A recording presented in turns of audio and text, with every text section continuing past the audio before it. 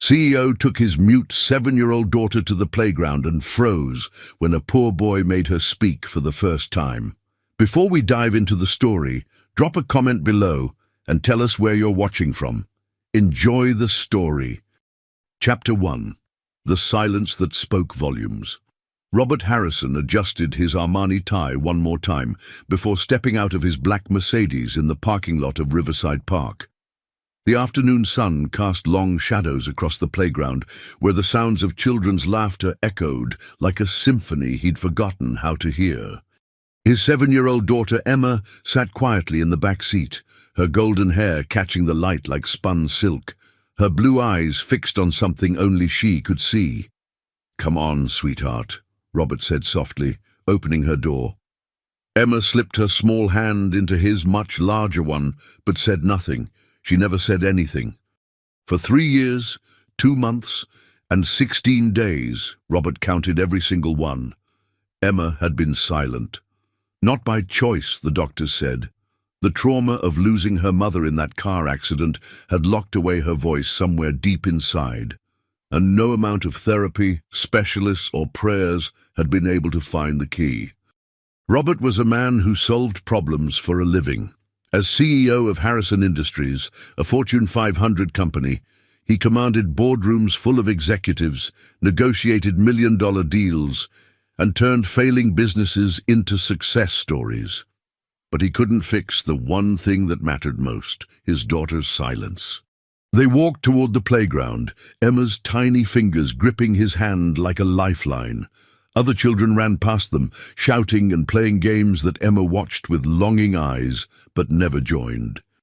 Robert's chest tightened as he watched her sit on a bench, her legs swinging freely, her mouth sealed shut like a vault, protecting treasures too precious to share. "Emma, would you like to try the swings today?" he asked, his voice carrying the same gentle hope it held every afternoon they came here. Emma looked at him with those impossibly blue eyes, Sarah's eyes, and shook her head almost imperceptibly. That's when Robert saw him. A boy, maybe Emma's age, with dirty blonde hair that stuck up in all directions and clothes that had seen better days. His sneakers had holes in them, and his t-shirt was 2 sizes too big, probably a hand-me-down. But his smile could have powered the entire city. The boy was building something in the sandbox, his tongue poking out in concentration as he shaped the sand with his bare hands. Other children played around him, but he seemed content in his own world, creating what looked like an elaborate castle, complete with towers and moats. Emma stood up from the bench suddenly, her movement so quick it startled Robert. She walked toward the sandbox with purpose, something he hadn't seen in her for 3 years. Robert followed at a distance, his heart hammering against his ribs. The boy looked up as Emma approached, and his face lit up like Christmas morning. "Hey there. Want to help me build this castle? I'm making it for a princess, but I think I need someone who knows what princesses really like." Emma stopped just short of the sandbox, her eyes wide and focused on the boy's creation. She knelt down in the sand, her expensive dress be damned, and reached out to touch one of the towers. "Careful," the boy said quickly but not harshly. "It's still a little wobbly. My name's Tommy, by the way, Tommy Rodriguez. What's yours?" Robert held his breath. This was the moment that always broke his heart, when other children expected Emma to speak, and she couldn't. The disappointment in their faces when she remained silent usually sent her running back to him. But something different happened today. Emma opened her mouth, and for the first time in 3 years, 2 months, and 16 days, she whispered a single word that changed everything. "Emma." Robert's legs nearly gave out. Emma had spoken. His daughter, his silent, precious Emma, had just said her name to a complete stranger. The word hung in the air like a prayer answered, and Robert felt tears streaming down his face before he could stop them. 3 years, 2 months, and 16 days of silence, broken by a boy with sandy hair and a heart full of kindness. Tommy's face lit up like the 4th of July fireworks Emma used to love before the world went quiet. "Emma! That's such a pretty name!" he exclaimed, clapping his sandy hands together with pure joy. "Just like Princess Emma from my favorite book at the library. She's the one who could talk to animals and make flowers bloom just by smiling at them. Do you want to help me make the drawbridge? I can't figure out how to make it open and close properly." Robert watched in amazement as Emma nodded eagerly, actually eagerly, something he hadn't seen since before Sarah's death. She scooted closer to Tommy in the sandbox, her pristine white dress now decorated with golden sand, and began carefully shaping the entrance to the castle with delicate fingers that hadn't played in years. "My mum used to read me stories about castles," Emma whispered, her voice barely audible but clear as crystal to Robert's desperate ears. Each word was a miracle, a gift he'd thought he'd never receive again. She said every castle needs a secret garden where the princess could go when she felt sad. Somewhere beautiful and quiet where she could think about happy things. Tommy's eyes widened with excitement and he began digging enthusiastically in the sand. "A secret garden! That's the most brilliant idea ever. We could put it right here behind the main tower, with tiny flowers made of colored sand." He paused in his digging, looking at Emma with curiosity that held no judgment. "Your mom sounds really smart and nice. Is she picking you up later, or are you going home with your dad?" Robert's breath caught in his throat. This was always the hardest part, the moment when other children asked about Mommy, and Emma's face would close off like shutters slamming shut. He'd watched it happen dozens of times, seen her retreat back into silence when the questions became too difficult to navigate. But today felt different. Today, Emma's hands stilled in the sand, but she didn't run. She didn't shut down. Instead, she looked directly at Tommy with those impossibly blue eyes, Sarah's eyes, and spoke with a steadiness that broke and mended Robert's heart simultaneously. "Mommy's in heaven now," she said simply, her voice carrying a grace that seemed far beyond her 7 years. "She watches me from the stars every night. Daddy showed me which one is hers. It's the brightest one right above our house." Tommy stopped digging completely and looked at Emma with an understanding far beyond his 7 years. The playground sounds seemed to fade around them as he processed her words with the serious consideration they deserved. "My daddy's in heaven too," he said gently, his voice dropping to match Emma's reverent tone. "He went there when I was 5, but I remember everything about him. He had the biggest hands in the world, and he used to build the most amazing sand castles. Mama says he watches me from the biggest star in the sky, the one that looks like it's winking. She says he sends me good dreams sometimes, especially when I'm scared or lonely." Robert felt his heart expand and break simultaneously. These two children, both touched by loss at such tender ages, had found each other in a sandbox and were sharing their deepest pain with the innocent honesty only children possessed. They spoke of death and heaven with the matter-of-fact acceptance that came from being forced to grow up too fast. "Maybe they're friends up there," Emma suggested, and for the first time in over 3 years, a genuine smile tugged at the corners of her mouth. Not the polite, practiced smile she'd learned to wear for doctors and therapists, but a real, spontaneous expression of hope. "I bet they are," Tommy agreed, his own smile matching hers. "And I bet they're really happy we're friends down here. Maybe they even helped us find each other today." As the afternoon sun began to set, casting the playground in golden hues that made everything look magical, Robert realized something profound was happening. His daughter wasn't just speaking, she was healing.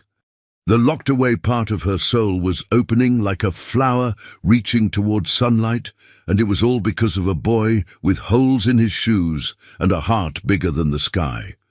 But as he watched them play, carefully constructing their castle and their friendship with equal care, Robert couldn't shake the feeling that this moment was too perfect, too fragile. What would happen when this afternoon ended? What would happen tomorrow or next week? Could something so beautiful really last? "Daddy, Can Tommy come to our house?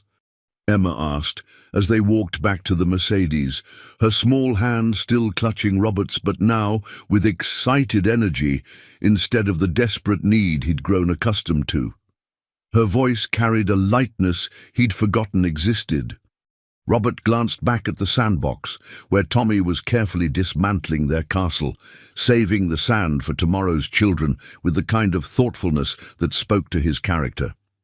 The boy looked up and waved enthusiastically at Emma, his gap-toothed grin infectious and pure, the kind of smile that could light up the darkest room. "We'll see, sweetheart," Robert said, though his mind was already racing with questions and concerns. Who was this child? Where were his parents? Why was he alone at the park? And more importantly, what would happen to Emma's newfound voice if this friendship couldn't continue? "Tommy!" Robert called out, his CEO instincts kicking in as he approached the boy. "Is someone coming to pick you up? It's getting pretty late." The boy bounded over with boundless energy, sand still clinging to his worn clothes and his hair sticking up in all directions. "Oh, I walk home." "It's not far at all, just past the old brewery on Maple Street and around the corner from the laundromat with the flickering neon sign. Mama works at Danny's Diner until 8 o'clock, so I come here most days after school. Sometimes I go to the library first, but the park is my favorite place because you can build things and use your imagination." Robert's blood ran cold. Maple Street was in one of the roughest neighborhoods in the city, a place where even police patrolled in pairs. The idea of a 7-year-old walking alone through those streets every afternoon was unthinkable, the kind of thing that kept parents awake at night with worry. "How long have you been walking by yourself?" Robert asked, trying to keep his voice casual, while his mind calculated all the dangers a child could face in that area. Tommy shrugged, with the nonchalance of someone too young to fully understand the risks he faced daily. "Since school started in September. Mama says I'm responsible enough now that I'm 7 3/4. Besides, Mrs. Garcia next door watches for me from her window, and Mr. Pete at the corner store always waves and sometimes gives me a free piece of candy if I help him carry groceries for the old ladies." Emma tugged insistently on Robert's sleeve, her eyes bright with an idea. "Daddy, can we give Tommy a ride home, please? It's getting dark, and he shouldn't walk alone when it's dark." Robert looked at his daughter's pleading eyes, the same eyes that had been empty and lifeless for so long, and knew he couldn't refuse her first real request in years. The protective instincts he felt for Emma extended naturally to this remarkable boy who had given her back her voice. "Of course, Tommy. Would you like a ride home? We'd be happy to take you." The car ride was a revelation that changed everything Robert thought he knew about childhood resilience. Tommy chattered non-stop about school, his favorite teacher, Mrs. Patterson, who let him help with story time, his mother's famous tamales that all the neighbors begged for, and his enormous dream of becoming an astronaut so he could visit his father among the stars. Emma hung on every word, occasionally adding her own soft comments, each one a miracle to Robert's ears. "Do you really want to go to space?" she asked. "That sounds scary." "Not scary," Tommy corrected gently. "Amazing. Think about it, Emma. You could see the whole world from up there, and all the problems that seem so big down here would look tiny. Plus, I bet the view of heaven is much better from space." Doom! When they pulled up to a small weathered apartment building on Maple Street, Robert's heart sank. Paint peeled from the walls like old skin. The front steps looked ready to collapse under the slightest weight, and several windows were covered with cardboard instead of glass. This was poverty in its rawest, most unforgiving form. "Thanks for the ride, Mr." Tommy paused, realizing he didn't know Robert's last name, despite their afternoon together. "Harrison," Robert replied, watching the boy's face carefully. "Robert Harrison." Tommy's eyes widened with recognition and genuine excitement. "Like Harrison Industries. The big building downtown with all the shiny windows that reflects the clouds. Mama cleans offices there sometimes on weekends when they need extra help. Robert nodded, surprised the boy not only knew his company, but spoke about it with such enthusiasm. Mama always says the people who work there must be really important because everything is so clean and fancy. Tommy beamed with innocent pride. That's so cool. Emma, your dad must be like a superhero in a suit. As Tommy disappeared into the building, waving enthusiastically until the last possible second, Robert realized something deeply troubling. Emma had found her voice again, but at what cost? Tommy lived in a world Robert barely understood, a world of struggle and uncertainty that was as foreign to him as another planet. What happened when two worlds this different collided? And more importantly, what happened to Emma if those worlds couldn't find a way to coexist?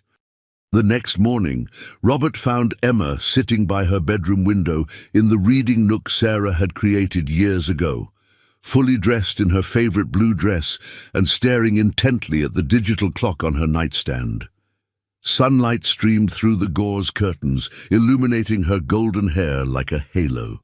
It's only 7:30, sweetheart. We don't need to leave for the park until 3, he said gently, settling beside her on the window seat that had been Emma's favorite spot before the world went silent. Can we go earlier today?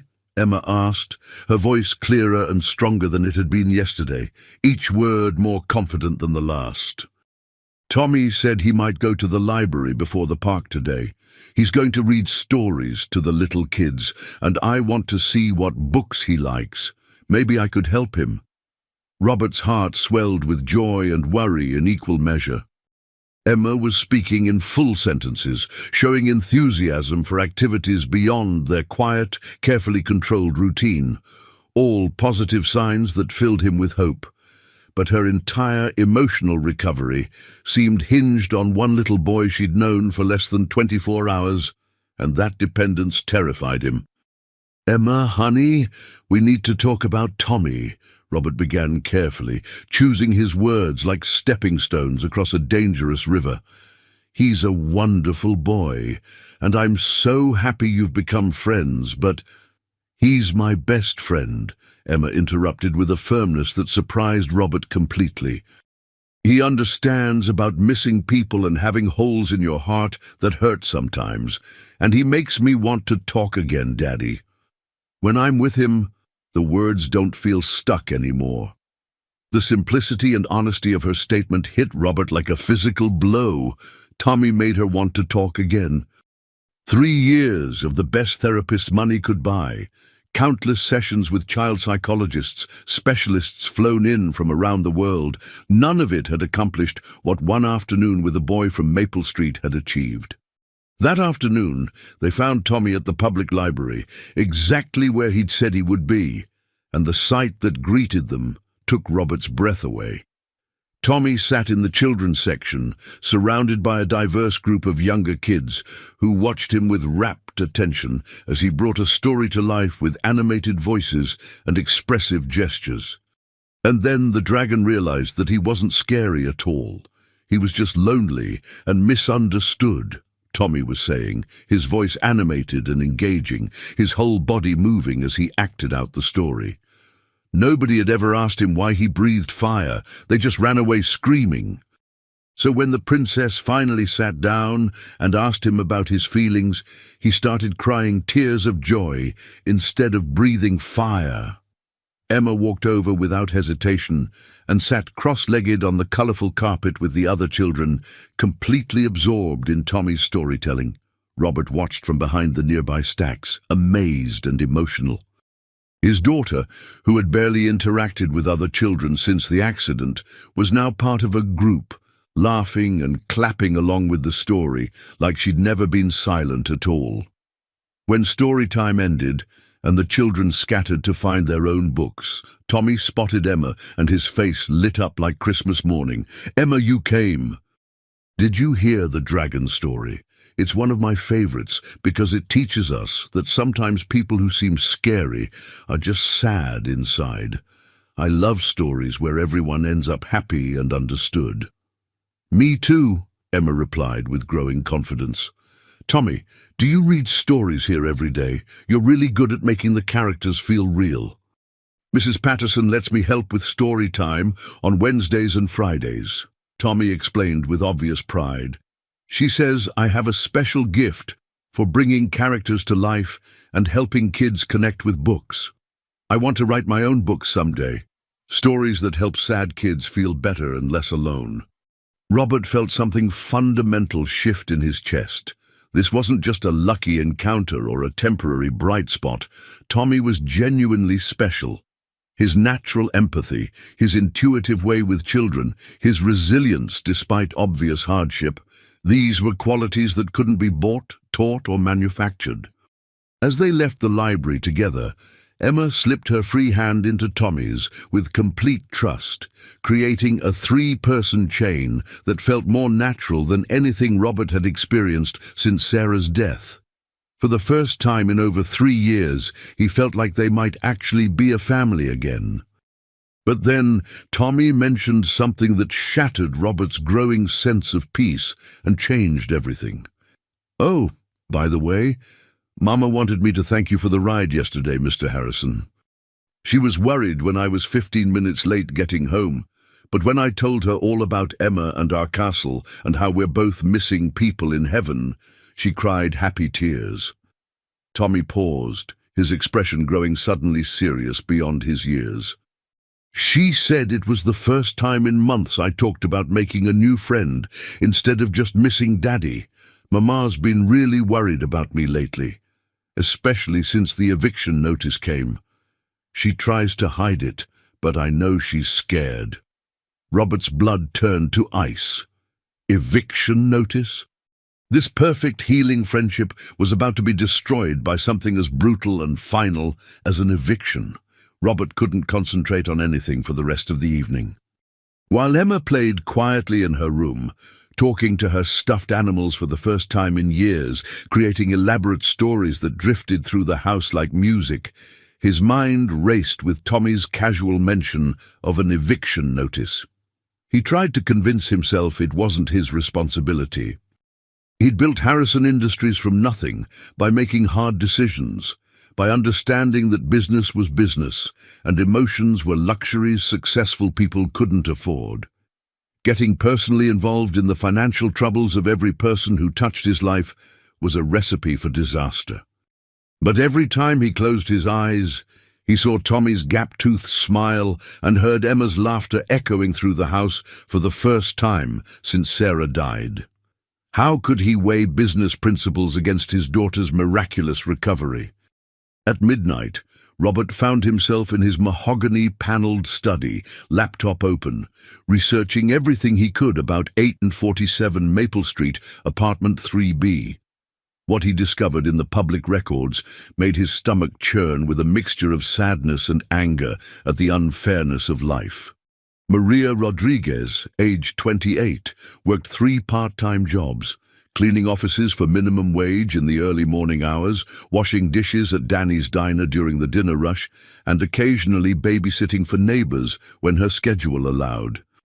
Her husband, Diego, had died in a construction accident 18 months ago, leaving behind massive medical bills from his 3-week fight for life and no life insurance to cushion the blow. The eviction notice was for 3 months' back rent, a total of $1,800. Robert stared at the number on his screen in disbelief. $1,800. He spent more than that on a single dinner at Le Bernardin. It was less than he paid for his monthly car detailing service. For the Rodriguez family, it was the difference between having a home and living on the streets.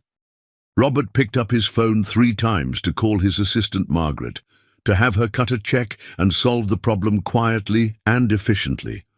But each time, he hesitated. What message would that send? What would happen next month when they couldn't make rent again?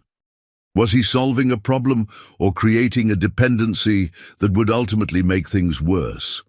The next afternoon at the park, Tommy seemed different, quieter, less animated, his usual boundless energy dampened by worry too heavy for young shoulders.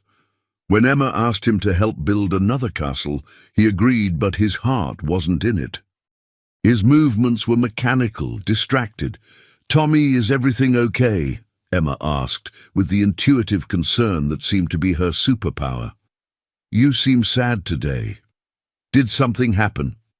Tommy's hands stilled in the sand, and for a moment Robert saw the weight of adult concerns settling on a child's face.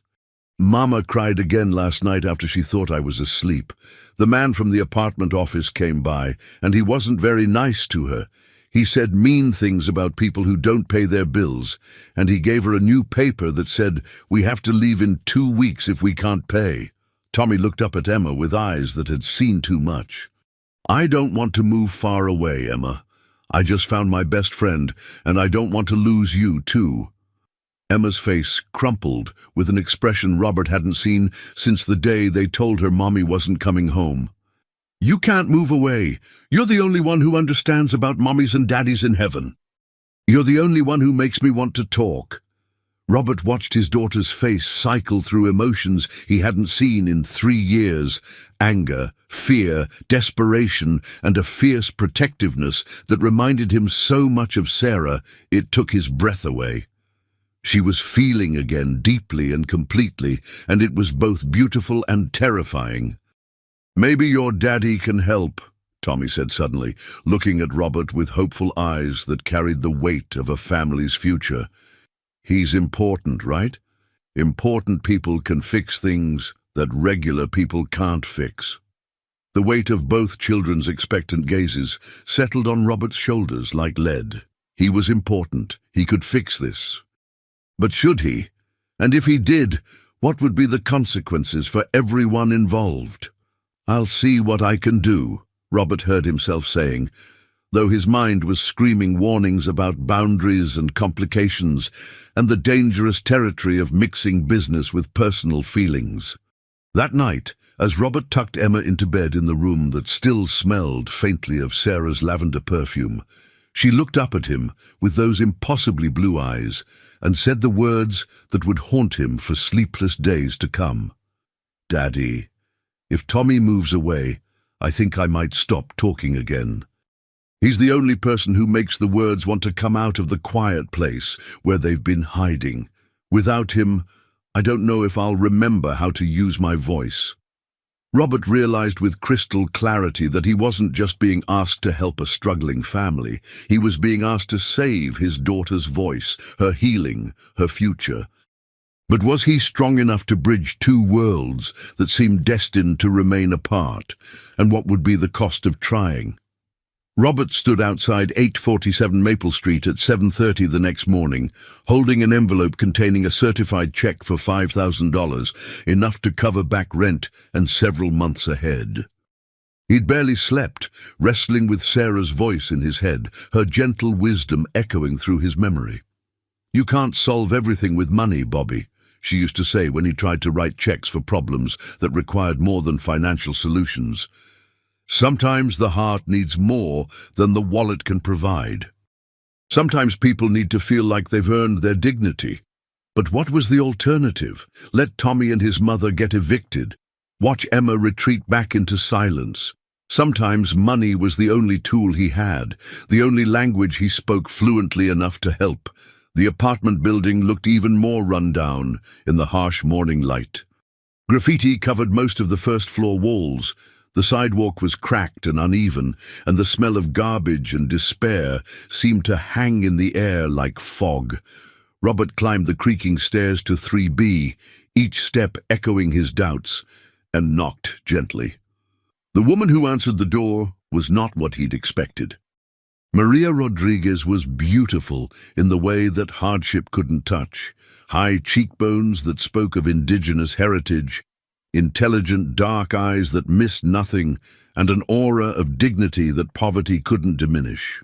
She wore scrubs that had seen better days but were spotlessly clean, and she held a cup of coffee that smelled like it was mostly chicory and hope. "Mr. Harrison?" she said, recognizing him immediately from Tommy's excited descriptions. "Tommy told me all about you and Emma. He hasn't stopped talking about his new friend since yesterday. Please, come in." The apartment was tiny but immaculate, every surface cleaned until it shone. Everything was organized with military precision, and despite the obvious poverty, there was love in every corner. Tommy sat at a small table doing homework, his tongue poking out in concentration, and he looked up with surprise and delight when he saw Robert. "Mr. Harrison, Emma's daddy, are you here to see my room? I have a telescope that Daddy gave me before he went to heaven, and sometimes I look at the stars and tell him about my day." Tommy, finish your math homework, mijo," Maria said gently, her voice carrying the authority of a mother who was also her child's anchor. She turned to Robert with curious eyes. "I'm sorry our place is so small. Can I offer you some coffee? It's not fancy, but it's strong." Robert looked around the humble space, at the carefully mended furniture, the hand-drawn pictures covering the refrigerator, the nursing textbooks stacked on every available surface. This wasn't just poverty, this was someone fighting tooth and nail to build a better life against impossible odds. "Mrs. Rodriguez," Robert began, pulling out the envelope with hands that weren't quite steady, "I want to help with your rent situation. Tommy and Emma have become very close, and I understand you're facing some difficulties. Consider this a gift." "No." Maria's voice was firm but not unkind, and her refusal hit Robert like a physical blow. "I appreciate the gesture more than you know, Mr. Harrison, but I don't take charity, not even from someone with the kindest intentions." Robert blinked, stunned into silence. In his world, everyone took money if you offered enough. Everyone had a price, a number that would solve their problems and make them grateful. This was foreign territory. "Mrs. Rodriguez, please. I understand your pride, but Tommy and Emma—" "And that's beautiful," Maria interrupted with gentle steel. "My son hasn't smiled like this since his father died, and from what Tommy tells me, Emma is finding her voice again. But money doesn't buy friendship, Mr. Harrison.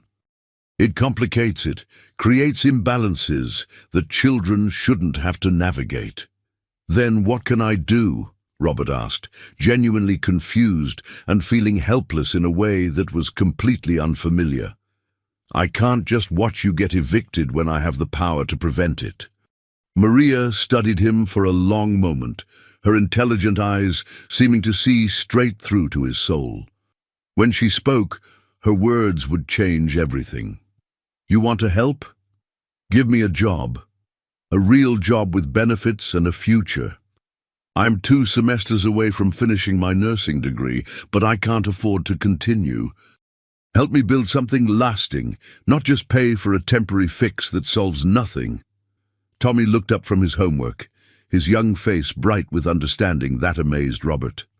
"Mama's really smart, Mr. Harrison. She's going to be the best nurse ever and help sick people feel better. Just like Emma helped me feel better about missing Daddy, and I helped her find her voice again. It's like a circle of helping."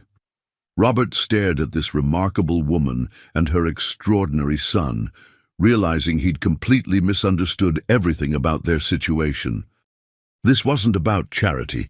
It was about opportunity, dignity, and the chance to build something meaningful. But first, he needed to know something that Tommy had just revealed with casual wisdom. Exactly how much did this 7-year-old boy understand about loss, healing, and the miraculous power of human connection to transform lives? 3 days later, Robert sat across from Maria Rodriguez in his executive conference room on the 42nd floor of Harrison Industries. The contrast was stark. Maria in her best dress, which was still clearly second-hand, surrounded by Italian leather chairs and floor-to-ceiling windows that offered a view of the entire city. "I've spoken with our human resources department," Robert began, sliding a folder across the mahogany table. "We have an opening in our corporate wellness program. The position involves coordinating health services for our employees, working with our medical staff, and eventually managing wellness initiatives. It's perfect for someone with your background and future nursing degree. Maria opened the folder, her eyes widening as she read the salary figure. "Mr. Harrison, this is more than I make in 6 months at my 3 jobs combined." "There's more," Robert continued, feeling a strange mix of nervousness and excitement. "The position comes with full healthcare benefits, tuition reimbursement for you to finish your nursing degree, and a daycare facility in the building where Tommy could stay after school until you're finished work." For the first time since he'd met her, Maria Rodriguez looked genuinely stunned. She stared at the papers for a long moment, then looked up at Robert with eyes that glistened with unshed tears. "Why?" she asked simply. "This is incredibly generous, but why are you doing this? This goes far beyond helping with friendship between our children." Robert had asked himself the same question 100 times over the past 3 days. The answer had crystallized slowly, painfully, like a truth he'd been avoiding since Sarah's death. "Because Emma hasn't just found her voice again," he said quietly. "She's found her light. And Tommy has something special, something that can't be taught or bought. He has the ability to heal people just by being himself. I've seen what he's done for Emma, what he does with those children at the library. That's not just friendship, that's a gift." Maria's hand trembled slightly as she turned the page. "The position would start immediately. Tomorrow, if you can manage it. We'll provide temporary housing assistance while you transition, and—" "No." Oh, Maria's voice was firm again. "No housing assistance. I'll make do with our apartment until I can afford something better. But the job—" She looked up at him with a smile that transformed her entire face. "The job I'll take with gratitude and the promise that you won't regret this decision." As they shook hands, Robert felt something shift in his chest, a lightness he hadn't experienced since before Sarah died. But as he watched Maria gather the papers with shaking hands, he couldn't shake the feeling that he'd just set something in motion that would change all their lives in ways he couldn't imagine. That afternoon, when Tommy and Emma met at the park, the news exploded from Tommy like fireworks. Emma, guess what? Mama got a real job at your daddy's building. A job with insurance and everything. We don't have to move away." He spun around in the sandbox, arms outstretched, sand flying everywhere. Emma's face lit up with pure joy. "Really, really, truly, you get to stay. Forever and ever," Tommy declared. "And the best part is, there's a place for kids in the building, so I can be close to Mama while she works, and maybe sometimes we can see each other during the day." Robert watched their celebration with a warmth in his chest that felt foreign and wonderful. But as other parents at the playground began to notice their interaction, a clearly wealthy man watching his daughter play with a boy from the wrong side of town, he started to understand that their problems were just beginning. The whispers started immediately. "Isn't that Robert Harrison? What is he doing here? That boy's clothes look like they came from Goodwill. How odd to see them together." For the first time, Robert realized that bridging 2 worlds wasn't just about money or jobs. It was about confronting a society that preferred its classes separate and its charity invisible. But as he watched Emma and Tommy build their latest sand creation, a house with windows facing the sky so they could wave to their parents in heaven, Robert knew there was no turning back. He'd committed to this path, and wherever it led, they would walk it together. 2 weeks into Maria's new position at Harrison Industries, the first cracks began to show. Robert discovered this when his assistant Margaret knocked on his office door with an expression that meant trouble. "Mr. Harrison, we need to discuss the situation with Mrs. Rodriguez," Margaret said, closing the door behind her with unusual care. "What situation? Her work has been exemplary. The employees love the wellness programs she's implementing." Margaret shifted uncomfortably. "It's not her performance, sir. It's the perception. Several board members have expressed concerns about your personal involvement in her hiring. There are rumors circulating about favoritism, about you bending company policies for personal reasons." Robert felt his jaw tighten. Maria Rodriguez was hired based on her qualifications and our genuine need for someone with her skills. The fact that our children are friends is irrelevant. Is it? Margaret asked gently. Sir, I've worked for you for 8 years. I've never seen you personally interview a candidate for a mid-level position, let alone someone without a completed degree. People are talking. Before Robert could respond, his phone rang. Emma's school. Mr. Harrison, this is Principal Stevens. Could you come in this afternoon? There's been an incident with Emma.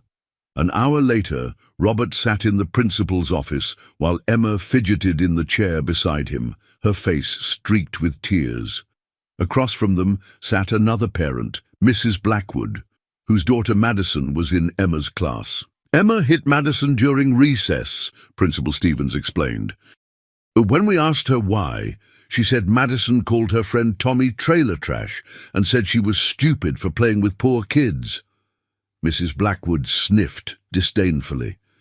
Madison was simply observing that Emma seems to have formed an inappropriate attachment to a child from a very different background. Children need to learn about appropriate social boundaries. Robert felt rage bubble up in his chest, but before he could speak, Emma's small voice cut through the tension. Tommy isn't trash. He's the kindest, smartest boy I know. He reads to little kids and makes them feel better when they're sad. Madison doesn't know anything about him, and she doesn't know anything about being sad either. The room fell silent. Emma had just spoken more words in defense of her friend than she'd spoken to anyone at school in 3 years. Emma, hitting is never appropriate, Principal Stevens said gently. But I understand you were defending your friend. That shows loyalty. Mrs. Blackwood's face reddened. This is exactly what I mean. This association is clearly affecting Emma's behavior. Perhaps Mr. Harrison should reconsider allowing his daughter to spend time with children from such different circumstances. Robert stood slowly, his voice deadly calm. Mrs. Blackwood, my daughter has found her voice for the first time in 3 years because of her friendship with Tommy Rodriguez. If you have a problem with that, I suggest you examine your own prejudices rather than questioning my parenting decisions. As they left the school, Emma slipped her hand into Robert's. Daddy, I'm sorry I hit Madison. But I'm not sorry I stood up for Tommy. Mama used to say that standing up for people we love is always right, even when it's hard. Robert squeezed her hand, feeling proud and terrified at the same time. Emma was learning to fight for what mattered to her. But in doing so, she was also learning that their new family configuration would face resistance from a world that preferred its boundaries clearly drawn. That evening, as Robert tucked Emma into bed, she asked the question he'd been dreading. Daddy, why do some people think Tommy isn't as good as me? He's smarter than most kids in my class, and he's definitely nicer. Robert sat on the edge of her bed, searching for words that could explain adult prejudices to a child's innocent heart. Some people judge others by things that don't matter, sweetheart. Things like how much money their families have or where they live. But you know what really matters, don't you? How kind they are inside, Emma said softly, and whether they make you feel like talking when you thought you'd forgotten how. Exactly. And Emma, I'm proud of you for defending Tommy, even though hitting isn't the answer. Next time, use your words. You have powerful words now. As Robert turned off the light, Emma's voice drifted through the darkness. Daddy, are people going to try to make Tommy and his mama go away because they think we don't belong together? The question hit Robert like a physical blow, because the truth was he was beginning to fear the answer might be yes. The crisis came on a Tuesday morning in November, swift and brutal as a winter storm. Robert was reviewing quarterly reports when Margaret burst into his office without knocking, her face pale and urgent. Sir, you need to see this immediately. She thrust a local newspaper across his desk, her hands shaking slightly. The headline made Robert's blood freeze. Harrison Industries, CEO's personal charity case, favoritism or romance. Below, it was a photo of Robert, Maria, Tommy and Emma leaving the library together the previous weekend, looking for all the world like a family. The article was a masterpiece of innuendo and calculated speculation. It questioned Maria's qualifications, suggested inappropriate relationships, and painted Robert as a CEO who bent company policies for personal gain. Worse, it delved into Emma's history, describing her as the traumatized daughter of the late Sarah Harrison, now potentially being used as a pawn in her father's midlife crisis. "How did they get this information?" Robert demanded, his voice dangerously quiet. The reporter spoke to several employees, former school parents, even some of the park regulars. Someone's been feeding them details for weeks. Margaret paused. "Sir, the board is meeting in emergency session this afternoon. They're concerned about the company's reputation." By noon, Robert's phone was ringing constantly. By 2 o'clock, the story had been picked up by financial news outlets. By 4 o'clock, Harrison Industries stock had dropped 3%. At 5 o'clock, Robert found himself sitting across from his own board of directors like a defendant at trial. "Robert, we've been friends for 15 years, said Richard Blackwell, the board chairman and Robert's old college roommate. But this situation has become untenable. The appearance of impropriety is damaging our corporate reputation." "There is no impropriety," Robert said firmly. "Maria Rodriguez was hired based on her qualifications and our genuine need. A woman with an incomplete degree and no corporate experience, hired at a salary 30% above industry standard, whose son happens to be your daughter's best friend." Board member Patricia Wells shook her head. "Robert, even if everything is above board, the optics are terrible." Robert looked around the room at faces he'd known for years, people he'd trusted with his company's future. "Are you asking me to fire her?" The silence stretched like a taut wire. "We're asking you to make a decision about what matters more," Richard said quietly. "Your personal relationships or the company your wife helped you build." The mention of Sarah hit Robert like a slap. Sarah, who had believed in using success to lift others up. Sarah, who would have loved Tommy's spirit and Maria's dignity. Sarah, who had made Robert promise to never let Emma's heart close off from the world. "I need time to think," Robert said, standing abruptly. "You have until Friday," Patricia said. "Either Mrs. Rodriguez resigns or will be forced to call for a vote of no confidence in your leadership." That evening, Robert sat in his study with a glass of bourbon he couldn't taste, staring at a photo of Sarah holding baby Emma. What would Sarah do? What would she say about a world that punished kindness and demanded he choose between his daughter's healing and his company's reputation? His phone buzzed. A text from Maria. "Mr. Harrison, I've seen the news. I'll submit my resignation tomorrow. Thank you for the opportunity. Tommy and I will be fine." Before Robert could respond, Emma appeared in the doorway in her pajamas, her face streaked with tears. "Daddy," Tommy called. "He said his mama has to quit her job because people are saying mean things about us being friends. He said maybe we shouldn't see each other anymore because we're causing too much trouble."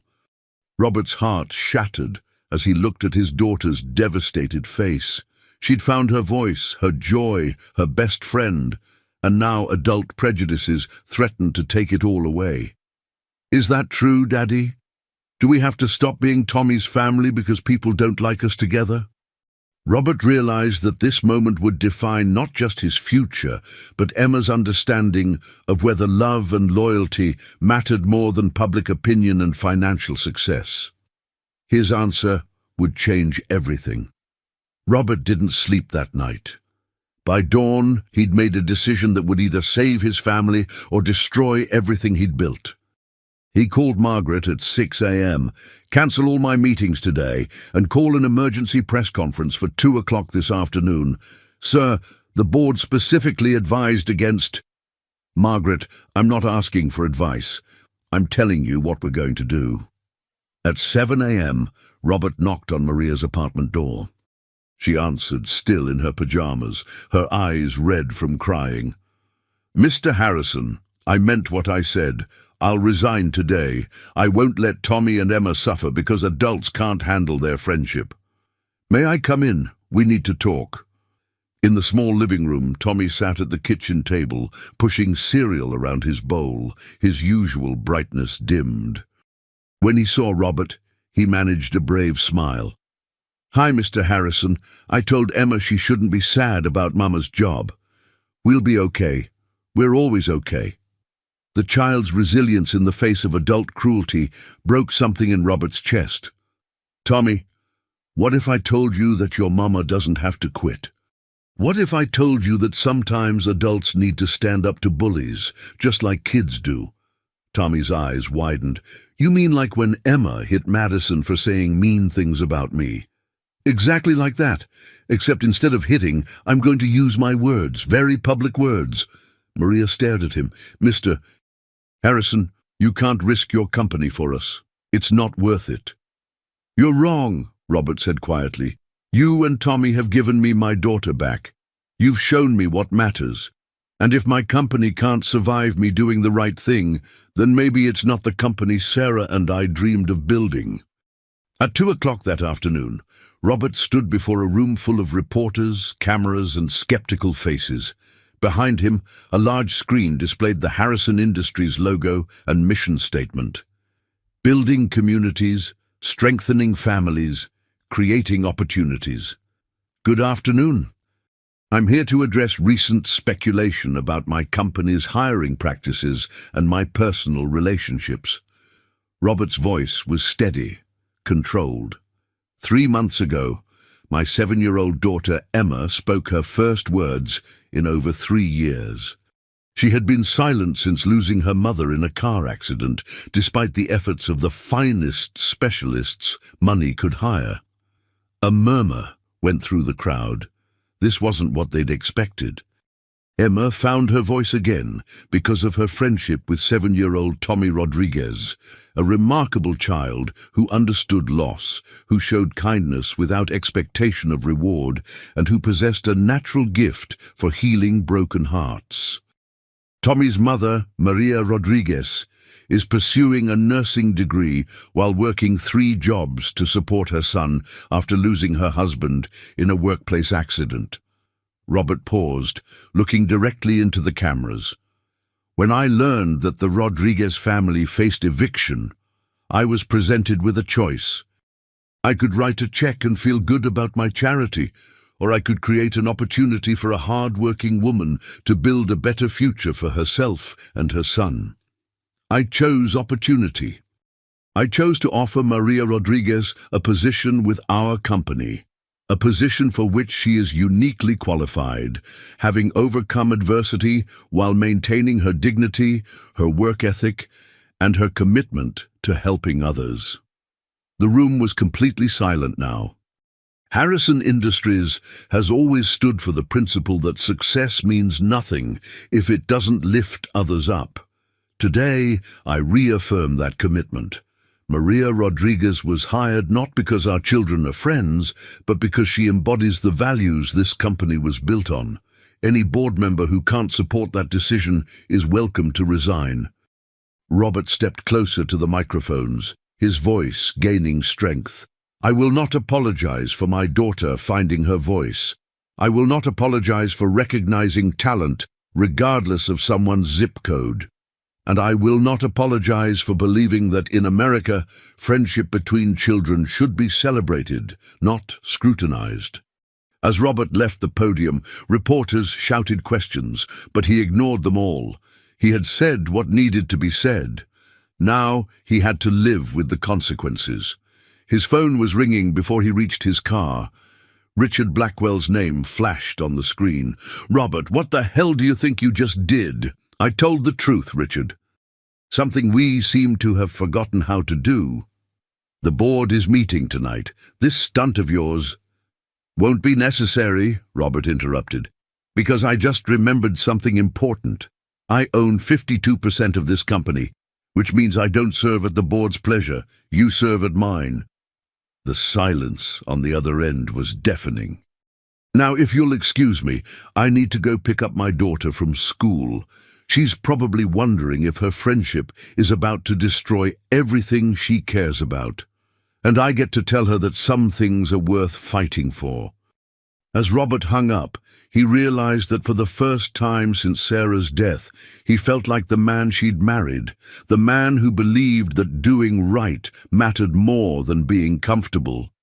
But the real test would come when Emma asked the question he knew was waiting. Had he saved their new family, or had his public stand made things even worse? The answer came sooner than Robert expected. When he arrived at Emma's school, he found her sitting in the principal's office with Tommy beside her, both children holding hands and looking remarkably composed for two 7-year-olds whose world had been turned upside down. "Mr. Harrison," Principal Stevens said, standing as Robert entered. "I called because the children insisted on being together today, and given the circumstances, we thought it best to keep them in the office where they'd be safe from media attention." Through the window, Robert could see news vans in the school parking lot, reporters with cameras waiting for a glimpse of the children at the center of the story. "Daddy!" Emma jumped up and ran to him. "Did you really tell everyone on TV that Tommy and Maria should stay? Did you really say friendship is more important than mean people's opinions?" "I did, sweetheart. I told them the truth about what you and Tommy mean to our family." Tommy approached more hesitantly. "Mr. Harrison, Mama saw your speech on the TV at work. She cried, but they were happy tears this time. She said you're the bravest person she's ever met. Tommy, your mother is the brave one, raising you alone, working so hard to build a better life. That takes real courage." "Mr. Harrison," Principal Stevens interrupted gently, "there's something you should know. After your press conference aired, we received over 200 phone calls. Most of them were supportive. Parents sharing their own stories about their children finding friendship across social lines, people praising you for taking a stand." Robert felt a small spark of hope. "And the others?" "A few complaints, mostly from people we've had issues with before, but overall, the response has been overwhelmingly positive. It seems your message resonated with more people than you might have expected." As they prepared to leave through the back entrance to avoid the media, Emma tugged on Robert's sleeve. "Daddy, can Tommy come home with us today? I want to show him Mama's garden. I think he'd like to see where she planted flowers that come back every year, even after winter makes them sleep." Robert looked at these two remarkable children who had found each other across impossible odds and rebuilt each other's broken pieces with nothing but pure friendship. "Of course he can, sweetheart. I think your mama would love for Tommy to see her garden." That evening, as Robert watched Emma and Tommy reading together in Sarah's garden while Maria helped prepare dinner in his kitchen, his phone rang. The caller ID showed Richard Blackwell's number. "Robert, I owe you an apology. The board met tonight, and after seeing the public response to your speech, we've unanimously decided to support your position. More than that, we want to expand the wellness program Maria is developing, make it a flagship initiative." Robert stepped outside where he could speak privately. "What changed your mind, Richard?" "My wife. She reminded me that our daughter struggled with anxiety for 2 years after our divorce, and the only thing that helped was a friendship with a girl from a completely different background. Sometimes we get so focused on protecting what we have that we forget why we built it in the first place." Through the kitchen window, Robert could see Maria and Emma working side by side, teaching each other. Maria showing Emma how to season the vegetables, Emma showing Maria which herbs grew in different parts of the garden. "Richard, there's something else. I want to establish a scholarship fund, the Sarah Harrison Memorial Scholarship for single parents pursuing healthcare degrees." I want to make sure other families like Maria's have the opportunities they deserve. Consider it done. And Robert? That little boy of hers. He's something special, isn't he? Robert watched Tommy carefully watering the plants Emma had shown him, explaining to each flower why it was important to drink water to grow strong. He is. They both are. As Robert hung up, Emma appeared at his side, slipping her small hand into his. "Daddy, Tommy wants to know if we can have dinner like this every week. Like a real family that chooses to be together instead of having to be together." Robert looked down at his daughter's hopeful face, then back at the kitchen where Tommy was making Maria laugh with an animated story about his day. "I think that sounds perfect, Emma. I think Mama would want us to choose our family with our hearts." But as Robert said the words, he realized there was still one more test coming, one that would determine whether their unconventional family could truly survive in a world that preferred its love stories simple and its social lines clearly drawn. Tomorrow would bring the ultimate challenge, and Robert wasn't sure any of them were prepared for what it would reveal. The final test came on a cold December morning, 6 months after Emma first spoke Tommy's name in that sandbox. Robert was reviewing the Sarah Harrison Memorial Scholarship applications when Margaret knocked on his door with an expression he'd learned to recognize. The look that meant someone from their past was about to collide with their present. "Mr. Harrison, there's someone here to see you. She says it's about the Rodriguez family, and she won't speak to anyone else. Her name is Dr. Elena Martinez, and she seems upset." The woman who entered Robert's office was in her 50s, with graying hair pulled back severely, and the bearing of someone accustomed to difficult conversations. She carried herself with the authority of someone who delivered life-changing news for a living. "Mr. Harrison, I'm Dr. Martinez from Children's Hospital. I was Emma's trauma counselor for the first year after the accident." She paused, studying his face. "I need to talk to you about Tommy Rodriguez." Robert's blood turned cold. "Is Tommy sick? Has something happened?" "No, nothing like that. But there's something you need to know, something I should have told you months ago when I first saw the news coverage." Dr. Martinez sat down heavily, as if the weight of her words was too much to bear standing. "Mr. Harrison, Tommy Rodriguez was also my patient." The words hit Robert like a physical blow. "What do you mean?" 18 months ago, when his father died in that construction accident, Tommy was in the car that brought Diego to the hospital. He saw everything, the accident, the ambulance, his father's final moments. He developed selective mutism, just like Emma. For 8 months, Tommy didn't speak to anyone except his mother, and even then, only in whispers. Robert felt the room spinning around him. That's impossible. Tommy talks constantly. He's the most verbal child I've ever met. Now he is. But when he first came to me, he was as silent as Emma ever was. His healing began about 4 months ago, right around the time he met Emma. Dr. Martinez leaned forward, her eyes intense. "Mr. Harrison, what happened between Emma and Tommy in that sandbox wasn't just friendship. It was 2 traumatized children recognizing each other's pain and healing each other through connection." And the revelation shattered everything Robert thought he understood. Tommy hadn't helped Emma find her voice. They had found their voices together. The boy, who seemed so confident, so naturally gifted at helping others, had been fighting his own battle with silence. "Why didn't Maria tell me?" Robert asked, his voice barely a whisper. "Because Tommy made her promise not to. He was afraid that if people knew he'd been broken too, they wouldn't trust him to help Emma. He was protecting her recovery by hiding his own journey." Robert closed his eyes, seeing every interaction between the children in a new light. Tommy's wisdom about missing parents, his instinctive understanding of Emma's silence, his natural ability to connect with hurting children, it all made perfect, heartbreaking sense. "There's more," Dr. Martinez continued. "The day of Diego's accident, He was working on a construction project for Harrison Industries.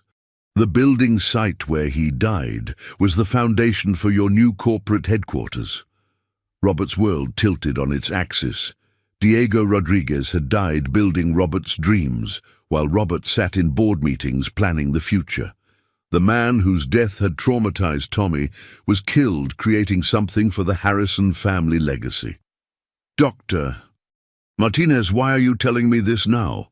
Because Tommy is struggling again. The media attention, the scrutiny of his friendship with Emma, it's bringing back his trauma. Maria called me yesterday because he's starting to withdraw, starting to blame himself for the problems your family is facing. He thinks if he hadn't been broken, none of this would have happened. The irony was devastating. Tommy, who had saved Emma by being brave enough to speak first, was now retreating into silence because he feared his brokenness was hurting the people he loved.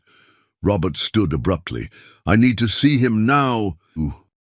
20 minutes later, Robert found himself back at 847 Maple Street, but this time he wasn't carrying a check or a job offer.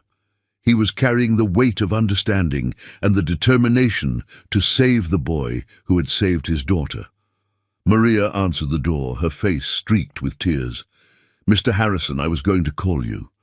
Tommy's been so quiet since yesterday. He won't even talk to Emma on the phone. Maria, we need to talk, all of us, together. They found Tommy in his room, sitting by the window with the telescope his father had given him, staring at the cloudy sky with eyes that had lost their light. When he saw Robert, he managed a weak smile. Hi, Mr. Harrison. I'm sorry I've been weird lately. I don't want to cause any more trouble for Emma. Robert sat on Tommy's small bed, his heart breaking for this remarkable child who carried burdens too heavy for young shoulders. Tommy, Dr. Martinez came to see me today. She told me about your dad, about the accident, about how you couldn't talk for a long time too. Tommy's face crumpled. She promised she wouldn't tell. I made her promise. Why didn't you want me to know? Because, Tommy's voice broke, because if people knew I was broken too, they might think I was making Emma worse instead of better. And because my daddy died building something for your company, and I was afraid you'd feel too sad about that to let us be friends anymore. The words shattered Robert's heart into 1,000 pieces. This 7-year-old boy had been protecting everyone, Emma, Maria, even Robert himself, by carrying his pain alone. Tommy, look at me. Robert waited until the boy met his eyes. Your father didn't just die building something for my company.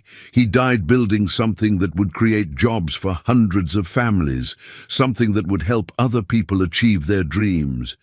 He was a hero just like you. I'm not a hero. I'm just a kid who got scared and stopped talking. You're a hero because you found your voice again, and you used it to help Emma find hers. You're a hero because you saw someone else who was hurting, and you chose to be brave for her when you were still learning to be brave for yourself. Tommy wiped his nose with his sleeve. Really? Really? And Tommy? There's something else you need to know. Your daddy's accident. It led to new safety regulations that have saved dozens of other workers' lives. His sacrifice meant something, just like your friendship with Emma means something. As Robert spoke, he saw the light slowly returning to Tommy's eyes. But the real magic happened when Emma appeared in the doorway, having convinced her driver to bring her to the apartment when Tommy wouldn't answer her calls. Tommy Rodriguez, she said with the fierce authority of a 7-year-old on a mission. You stop feeling sorry for yourself right now. We're both broken, and we fixed each other, and that's the most beautiful thing in the whole world. If you try to take that away by being sad about it, I'm going to be very mad at you.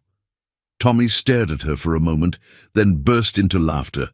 The first real laughter Robert had heard from him in weeks. Emma Harrison, you're the bossiest best friend anyone ever had.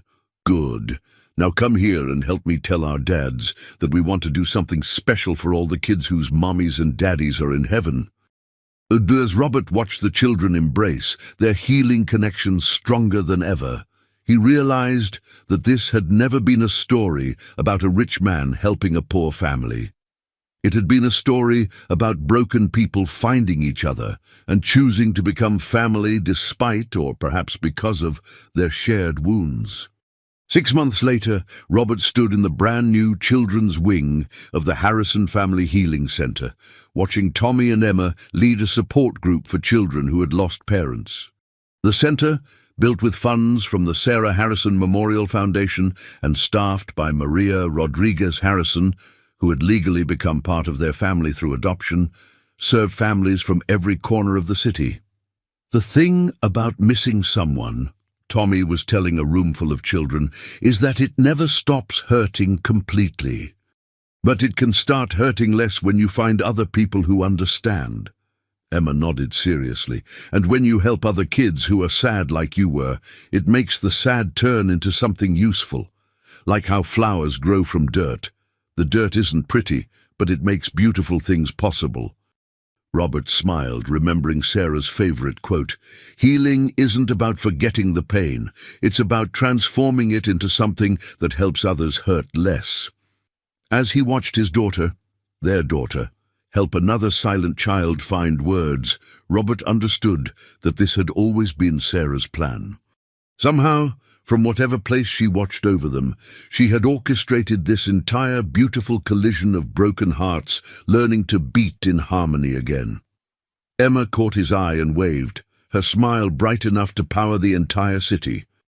Beside her, Tommy grinned and gave Robert a thumbs up, before turning back to help a little girl who was trying to say her father's name for the first time since his death. 2 children who had found their voices in a sandbox had become healers for a world full of people learning to speak after silence. And Robert Harrison, the CEO who had once thought love could be measured in dollars and success could be quantified in profits, had learned that the most valuable things in life couldn't be bought.